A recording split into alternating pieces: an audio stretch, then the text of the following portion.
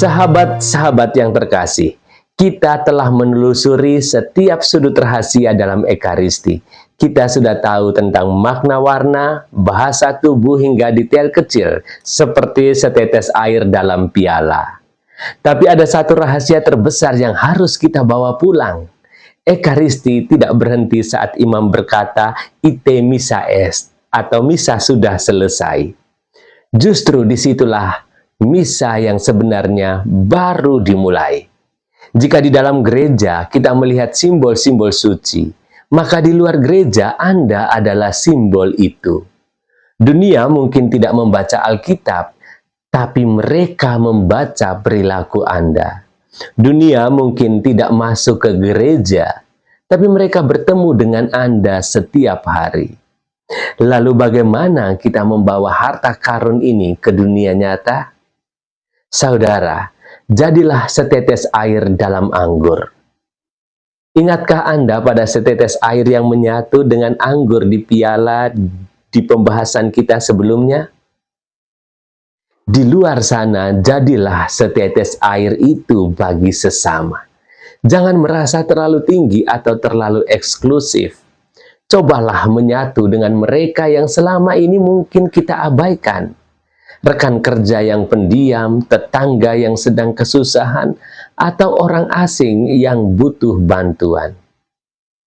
Saat Anda membantu mereka, Anda sedang mewujudkan doa imam, menyatukan kemanusiaan yang kecil dengan kasih Tuhan yang besar. Jadilah alasan seseorang merasa bahwa mereka tidak sendirian. Saudara, jadilah lampu sakramen yang hidup. Ingat lampu merah kecil yang selalu menyala di dekat tabernakel?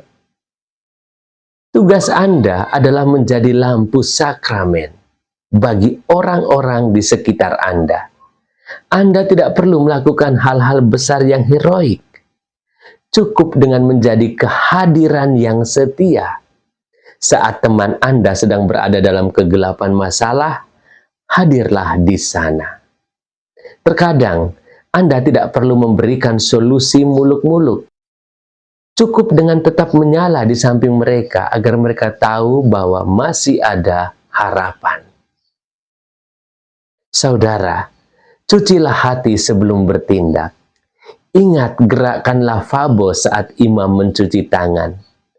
Bawalah itu ke dalam setiap konflik yang Anda hadapi. Sebelum Anda marah, sebelum Anda membalas perkataan tajam di media sosial, atau sebelum Anda menghakimi orang lain, berhentilah sejenak. Cucilah tangan dan hati dari ego dan kesombongan kita. Tanyakan pada diri sendiri, apakah tindakan saya ini mencerminkan kasih Kristus yang baru saja saya terima di komuni? Biarkan kerendahan hati menjadi pakaian harian Anda. Dan saudara, memecah diri untuk dibagikan. Terakhir, ingatlah peristiwa fraksi atau pemecahan roti di altar. Yesus membiarkan dirinya dipecah-pecah agar bisa dibagikan kepada kita semua. Di luar sana, maukah kita sedikit memecah waktu kita, memecah kenyamanan kita, atau bahkan memecah rezeki kita untuk orang lain? Hidup yang diberkati adalah hidup yang mau dibagikan. Jangan menjadi roti yang utuh dan keras untuk diri sendiri. Jadilah roti yang lembut dan terbagi-bagi bagi mereka yang lapar akan kasih sayang. Saudara-saudari yang terkasih, maka saat Anda melangkah keluar dari pintu gereja hari ini, jangan tinggalkan Yesus di dalam tabernakel. Bawalah Dia di dalam detak jantungmu, dalam kata-katamu, dan dalam tindakanmu. Ekaristi telah mengubah roti dan anggur menjadi tubuh dan darah Kristus. Sekarang, biarkan Ekaristi mengubah Anda dan saya menjadi manusia yang lebih sabar, lebih murah hati, dan lebih penuh kasih.